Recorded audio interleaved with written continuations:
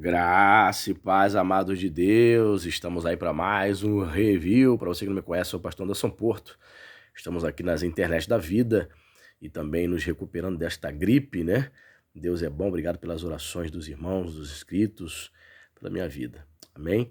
Estamos aí para trazer mais um review, né, meus irmãos? É o volume 3, né, dessa obra Paulo e a Fidelidade de Deus, a origem cristã é a questão de Deus, da editora Paulo, em parceria com a Academia Cristã, e a gente vai procurando, obtendo mais informações, né? A gente descobriu que essa obra aqui, que foi publicada pela Paulo em 3 volumes, na verdade, originalmente em inglês, ela foi dividida em 2 volumes, né? Tanto é que esse terceiro volume, ela tem menos páginas. Eu acho que não ficou viável para eles fazerem 2, não sei. Eles resolveram fazer um box com 3 volumes. Tanto é que possui 474 páginas, esse terceiro volume, essa terceira parte. Enquanto as outras ficaram, né, volume 1 e 2, já tem review aqui no canal. Depois você dá uma conferida, ficaram bastante extensas, né? E para você que não me conhece, né, já falei, eu sou o pastor Anderson Porto, se você não é inscrito no nosso canal, venha fazer parte da família Point. Se inscreva aí no nosso canal, ative o sininho das notificações para você ficar informado, receber os reviews. Dá uma olhadinha lá na nossa playlist, tem bastante coisa, temos, né, vídeos gratuitos liberados, 86 aulas de teologia para iniciantes, temos uma série de vídeos, um curso de história da teologia cristã, temos outra série de vídeos, história da filosofia cristã, temos uma série de vídeos falando sobre teologia paulina, sobre teologia pentecostal, prolegômenos. Isso é bênção. Compartilhe esse vídeo também com os grupinhos de WhatsApp aí do básico, médio, bacharel em teologia, da sua pós-graduação. Divulgue aí, compartilhe no Facebook, nos grupinhos do Telegram. Ajude a engajar o canal, dê o like, comente, você vai estar nos ajudando. Outra maneira de nos ajudar também é ser um apoiador. Aqui embaixo nos comentários temos o link do Apoia-se. A partir de R$ 5 você vai estar nos abençoando mensalmente. A partir de 5, 10, 15 você pode com mais, né, dentro das suas posses. Você vai estar fazendo parte do grupo do WhatsApp da família Point, tá certo? Vou te colocar no nosso grupo, um grupo que não é para ficar debatendo, mas apenas para falarmos sobre as obras, os lançamentos, canais de teologia, enfim, muita coisa boa, tá certo? E se você deseja nos ajudar de forma aleatória, aqui nos comentários também tem o nosso Pix. Vamos lá. Vamos para o sumário. Então, essa obra ela já vai, mesmo aqui no volume 3, ele faz tipo, um resumo do que foi compartilhado no volume 1, né? E ele vai seguindo a quantidade de páginas, volume 2 e tal, até chegar aqui no volume 3. O volume 3, que é esse volume aqui, parte 4. Então, quando você vai aqui para começar o livro, o volume 3, já começa a partir da página 2037, porque ele vai seguindo a sequência como terminou o volume 2, então ele segue entendeu, a quantidade de páginas. Ele não segue página 1, 2, 3 novamente, não. Entendeu? Então, é diferente, mas é assim. A introdução à parte 4, Paulo na história, parte 4 da obra, mais volume 3, né, aqui na edição portuguesa. Capítulo 12, o leão e a águia, Paulo no Império de César. A gente vai dar uma olhadinha lá para ver o que ele fala sobre isso. O Império em relação à cosmologia e teologia de Paulo. Jesus é Senhor e por isso, quem são os governantes e o que aconteceu com eles? O triunfo apocalíptico e por isso político de Deus. Levantando-se para governar as nações, Paulo e César, conclusão. Capítulo 13, um sacrifício diferente. Paulo, religião, introdução.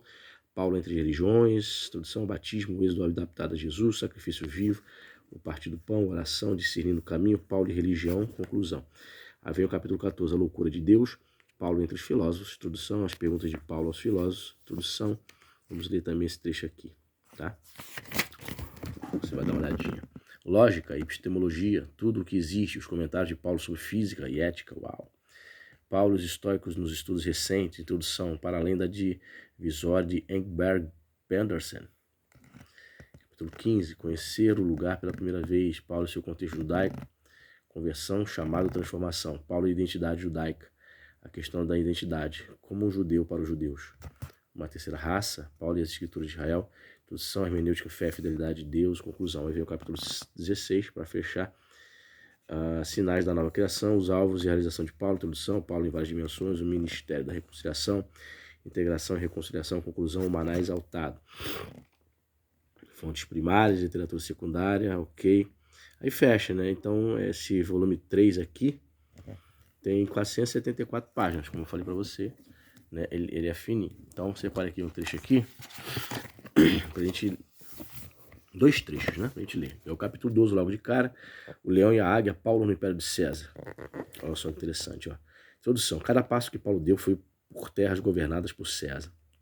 Cada carta que escreveu foi enviada a pessoas que viviam nos domínios de César, que pagavam impostos a César, e cujos líderes civis estavam ansiosos por convencê-los de como eram felizes por gozar da paz e prosperidade que os Césares tinham trazido à sua região. O próprio Paulo diz que há muito queria visitar Roma, a capital de César. De acordo com Atos, ele chegou como prisioneiro e foi guardado por soldados de César, até que César ouvisse seu caso. César era insignificante para Paulo? Dificilmente. Mas será que essa significância era uma mera questão de circunstâncias exteriores triviais ou tinha sentido interior? Pode-se dizer que a máquina de combustão interna e a invenção do asfalto foram significativos para o trabalho cristão no mundo ocidental durante o último século, em que a maioria dos pastores vão de carro à igreja, visitar paroquianos e até, em alguns casos, frequentar cursos de atualização bíblica e teológica. Mas isso dificilmente é significativo. Da mesma maneira, se os mesmos pastores começassem a pensar que seus carros poluem o planeta, que cobrir longas faixas dos campos com asfalto está destruindo o habitat natural de outras espécies e que o Evangelho de Jesus exigiu uma campanha contra os carros e estradas como as conhecemos.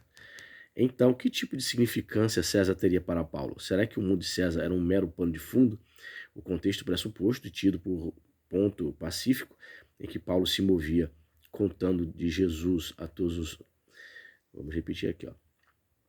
Será que o mundo de César era um mero pano de fundo? O contexto pressuposto e tido por ponto pacífico em que Paulo se movia contando de Jesus a todos ao alcance da voz? Ou será que essa mensagem às comunidades que originava e a cosmovisão que Paulo inculcava nelas ter ao menos uma significância implícita do segundo tipo? Haveria outras opções? Como já vimos, a onda entusiasta de pesquisa de César, que varreu o campo surpreso dos estudos do Novo Testamento na década de 90, talvez tenha passado da conta, como às vezes acontece com o entusiasmo dos estudiosos, e esteja na hora de uma avaliação sóbria.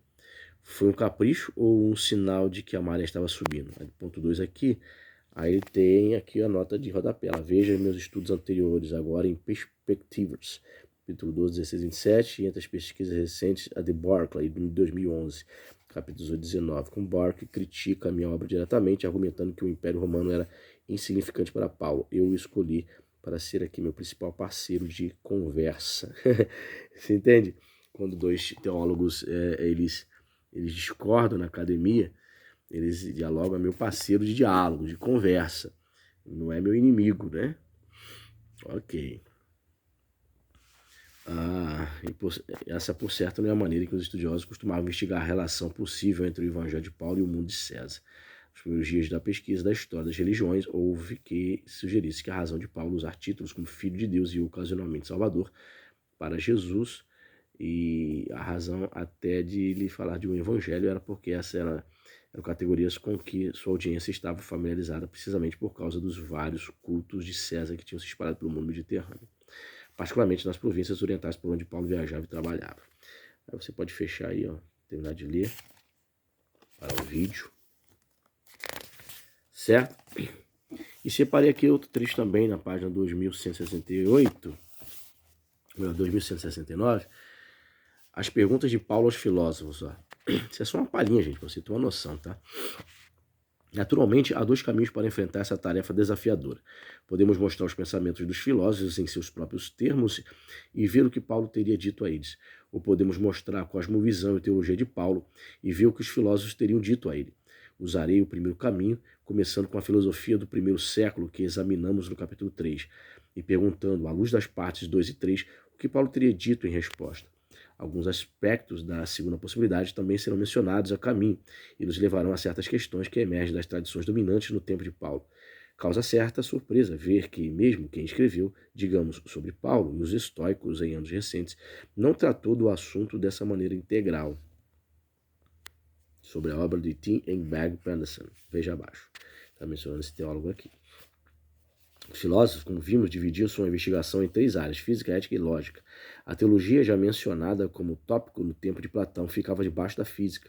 Ela fazia parte de tudo que existe, de como seria a natureza de todo o mundo. Os 3 tópicos estavam intimamente relacionados. A questão de como se comportar individual e socialmente. A ética estava ligada diretamente à análise do mundo, que incluía uma análise do que significa ser humano, física. A lógica era uma questão de compreender e empreender uma epistemologia que fosse coerente com os resultados da física e ética. Esses 3 tópicos formavam os campos em que as diferentes escolas se digladiavam sobre questões específicas. Se dermos a Paulo a liberdade para se dirigir aos filósofos, tudo que sabemos sobre ele sugere que, antes de entrar em detalhes, seja dos 3 tópicos principais, seja das propostas das diferentes escolas, ele iria querer questionar o próprio esquema básico tripartite. Na verdade, ele tem uma opinião sobre o que existe e como veio a ser, e sobre a natureza do papel que os humanos têm nele. No entanto, para ele, a questão crucial é que a teologia não é um subtópico a ser investigado dentro disso, mas que ela forma um mundo muito maior em que a própria física, não que ele a chamasse assim, deve ser situada. Ou seja, Paulo continua sendo um judeu tradicional, crendo que o único Deus de Abraão não é um item no cosmos a ser investigado como tudo mais, mas aquele de quem, por quem, para quem são todas as coisas. Olha só, aí você pode ir parar o vídeo para ler o restante do parágrafo. Nota de rodapé. Deixa eu dar mais uma moralzinha aqui para você também ver aqui, ó, parar o vídeo e ver a outra página. Mais um parágrafo. Certo? Mais outros parágrafos aí. Tá certo, pessoal? É só uma palhinha, só um tira-gosto, para você ter noção aí de como escreve essa obra sensacional, né? O 3º volume, né? Em português, porque em inglês essa obra de Paulo Fidelidade foi dividida em 2 obras, mas é uma série aí que compõe outras obras também, já publicadas por outra editora, né? Eu até postei outro review, né? Da Anti-Right, volume 1 da Thomas Nelson, que foi o primeiro dessa série lá nos Estados Unidos. Enfim, é uma obra de peso. Então eu fecho agora esse ciclo aí, né? Fiz separadamente o review do volume 1, 2 e 3. Se você não assistiu o volume do 1, 2 e 3, é só você puxar aí na linha do tempo. Publiquei na semana passada. Dá uma olhadinha para você ver aí o naipe, né? Porque vem num box com os 3 volumes. Tá certo? Compartilha aí. Diz para mim se está no seu radar. Você que está chegando agora no canal. Dê o like, comente para ajudar a engajar o canal. Seja nosso apoiador. Deus te abençoe rica e abundantemente. Até a próxima.